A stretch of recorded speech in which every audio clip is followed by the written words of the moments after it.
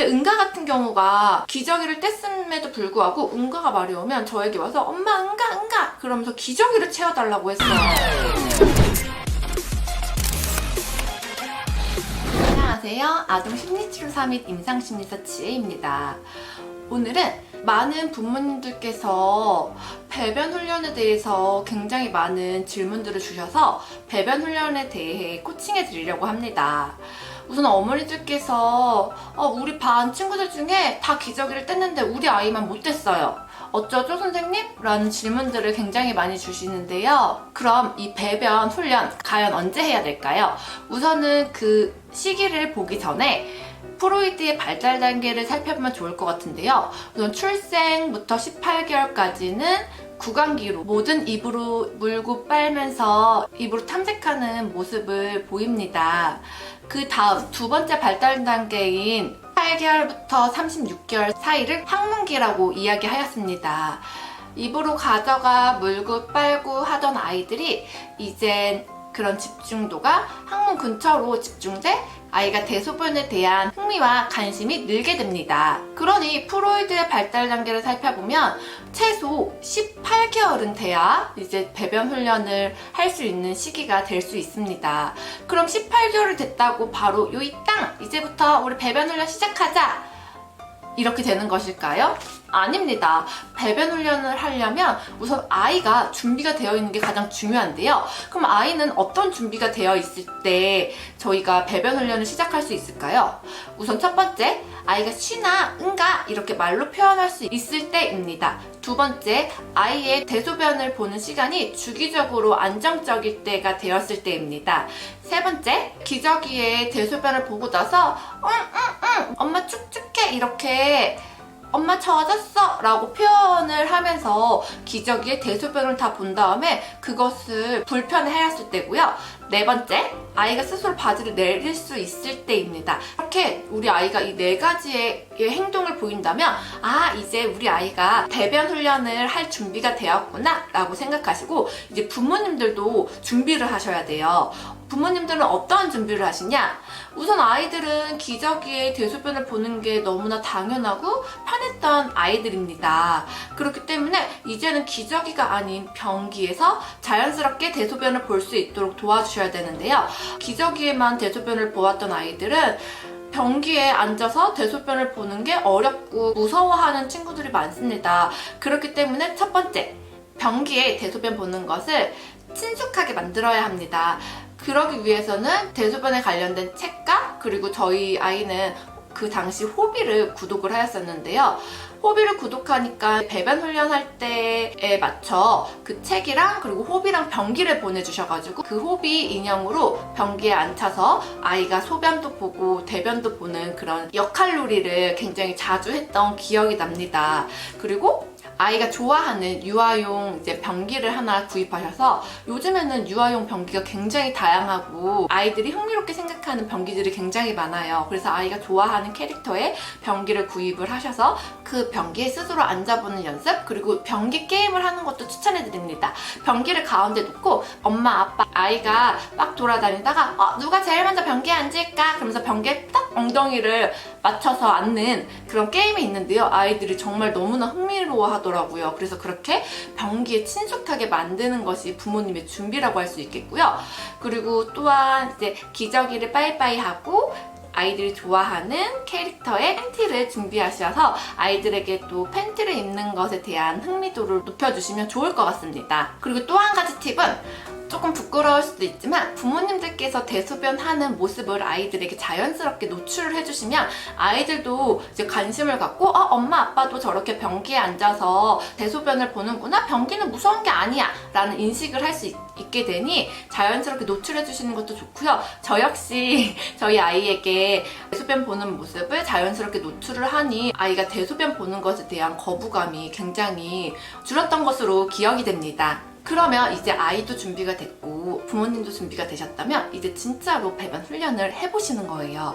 우선 아이가 기저귀를 찬 상태에서 2~3시간에 한 번씩 아이에게 우리 변기에 가서 쉬해볼까? 라고 이야기하시고 아이가 변기에 앉아서 쉬를 하게 되면은 우리 지담이가 정말 변기에 앉아서도 쉬를 잘하는구나, 변기에 앉아서도 응가를 잘하는구나, 이렇게 칭찬을 해주시면 너무 좋을 것 같아요. 근데 저희 아이도 마찬가지였지만 처음에는 아이들이 변기에 앉더라도 바로 소변을 보거나 대변을 보진 않습니다. 그럴 경우에는 소변이나 응가가 나올 때까지 아이를 계속 변기에 앉히시면 절대 안 되시고요. 우선은 한번 앉아봐서 대소변이 나오지 않으면 그럼 우리 다음에 와서 또 앉아보자 라고 이야기하고 바로 아이를 일어나게 하셔야 됩니다. 장시간 앉아있으면 아이들은 배변 훈련에 대해서 굉장히 지루하고 하기 싫은 시간으로 인식하게 됩니다. 그렇기 때문에 변기에 오래 앉아있게 하는 것은 안 됩니다. 나 쉬, 응가 이렇게 이야기한다면 바로 하던 일을 멈추고 쏜살같이 아이에게 달려가 변기에 바로 아이를 앉혀주시고 대소변을 볼 수 있게 해주셔야 합니다. 그래야 아이는 성공을 맛보고 부모님께서 우리 지담이가 이제 스스로 이야기도 하고 변기에 앉아서 소변이랑 응가를 보았네, 너무 잘했어, 격려와 지지를 받게 되면 그런 행동들은 점점 강화가 되어 변기에 앉아서 대소변을 잘 볼 수 있게 될 것입니다. 이렇게 기저귀를 착용했을 때에도 2~3시간에 한 번씩 변기에 앉아서 아이가 쉬를 하게 되어 기저귀가 젖지 않는다면 이런 시간을 우선 충분히 가져주시고요. 일주일 이상 지속된다면 그때는 이제 기저귀를 떼시고 팬티를 입혀주신 다음에 똑같은 방법으로 배변 훈련을 하시면 됩니다. 근데 저희 아이도 그랬지만 바로 팬티를 입는다고 하더라도 아이들이 대소변을 잘 가리지 못해요. 그래서 처음에는 좀 실수를 할 수 있는데요. 그때도 아이에게 엄마가 말하라고 했잖아, 팬티에다가 하면 어떡해? 라고 이렇게 윽박을 지르거나 화를 내시면 절대 안 되시고요. 그래, 그럴 수 있어, 실수했구나, 다음에는 엄마한테 이야기해주자 라고 부드러운 분위기에서 배변 훈련을 하시는 것이 가장 중요합니다.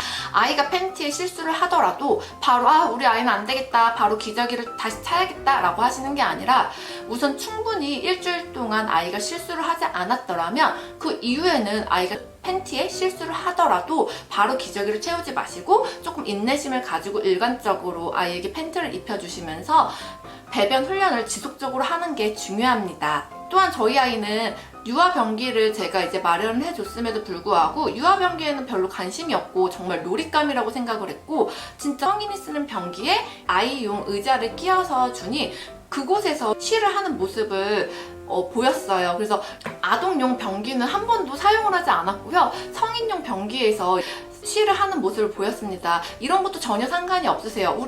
우리 아이가 만약에 유아용 변기에다가 쉬를 하면 유아용 변기에 쉬를 하게 하시면 되고, 우리 아이는 유아용 변기는 관심이 없고 성인 변기가 관심이 있어요 라고 하시면 성인 변기에서 아이에게 쉬를 할 수 있게 도와주시면 됩니다.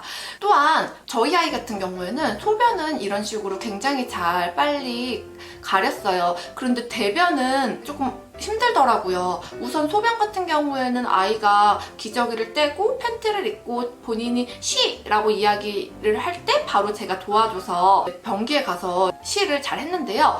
근데 응가 같은 경우가 기저귀를 뗐음에도 불구하고 응가가 말이 오면 저에게 와서 엄마 응가 그러면서 기저귀를 채워달라고 했어요.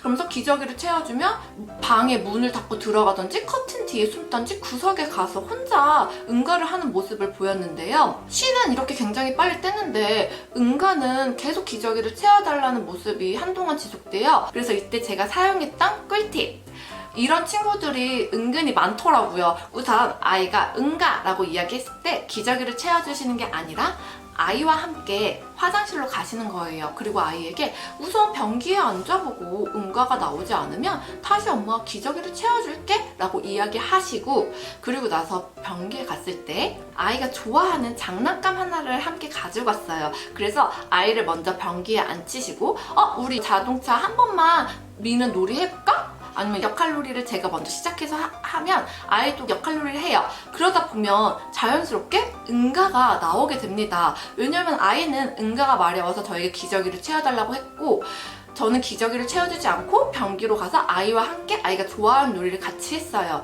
그러다 보니까 자연적으로 응가가 나오게 되었습니다. 그랬을 때 지담아 드디어 이제 변기에 응가를 했구나. 이렇게 지담이가 쉬도 변기할 수 있고 응가도 변기할 수 있대? 라고 했던 기억이 나요. 그리고 나서 바로 아이가 또 변기에 했느냐? 그렇진 않습니다. 저는 한 번 이제 성공을 했기 때문에 그 다음엔 이제 변기에서 응가를 하겠구나 라고 생각을 했는데, 그 다음 응가를 할 때에도 또 기저귀를 채워달라고 했어요. 그래서 제가 또 똑같은 방법으로 지담아, 그럼 우리가 먼저 변기에 가서 앉아보고 응가가 안 나오면 엄마가 기저귀를 채워줄게 라고 하고, 또 아이가 좋아하는 놀잇감을 하나 들고 가 아이를 변기에 앉힌 뒤 그 놀이를 시작했어요. 그러니 바로 또 응가가 나오더라고요. 이렇게 딱 2번 같은 경험을 한 다음에는 이제 저희 아이가 응가가 마려울 때에도 기저귀를 차지 않고 변기에 앉아서 즐겁게 응가를 했습니다. 그래서 우리 아이는 소변은 변기에 잘 하는데 응가는 자꾸 기저귀를 채워달라고 해요 라는 친구들이 있다면 이 제 방법을 꼭 사용해 보시기를 추천해 드리겠습니다. 배변 훈련은 굉장히 중요합니다. 배변 훈련은 그냥 단순하게 대소변을 가리는 훈련이 아닙니다. 배변 훈련이라는 그 과정에서 아이들은 자신의 본능과 쾌감에 대한 부분을 통제받거나 조절하는 경험을 하게 됩니다. 이러한 경험을 통해 상황 판단 능력과 대처 능력, 그리고 인내심, 규칙과 교율 등의 인지, 사고의 발달, 성격적 형성뿐만 아니라 독립성 발달, 습관 형성에 매우 중요한 영향을 미치게 됩니다. 또한 대소변을 조절하는 것은 아이가 자신의 신체를 스스로 조절하는 것으로서 경험적 지각을 하게 되며, 동시에 자신의 본능적 욕구와 환경에 대한 조절 능력도 배우게 됩니다. 여기서 꼭 주의해야 될 부분이 있는데요. 부모님들이 배변 훈련을 하시면서 아이가 실수를 했을 때 엄마가 말하라고 했잖아, 왜 미리 말 안 했어? 또 편티에 쉬하면 어떡해, 이렇게 윽박을 지르시거나 화를 내시거나 너무 아이를 통제하는 환경을 만들어 주신다면 아이는 강박증이나 결벽증, 그리고 규칙을 너무 집착하거나 또는 규칙을 아예 지키지 않는 아이로 성장할 확률이 높습니다. 그렇기 때문에 오늘 꼭 제가 알려드린 이 방법으로 올바른 배변 훈련을 해보시기를 권유해드리겠습니다. 대한민국에서 육아하시는 모든 부모님들께서 행복해지시는 그날까지 육아 코칭 GSM은 응원하겠습니다. 저의 영상이 도움이 되셨다면 좋아요, 구독 부탁드립니다. 감사합니다. 또 만나요.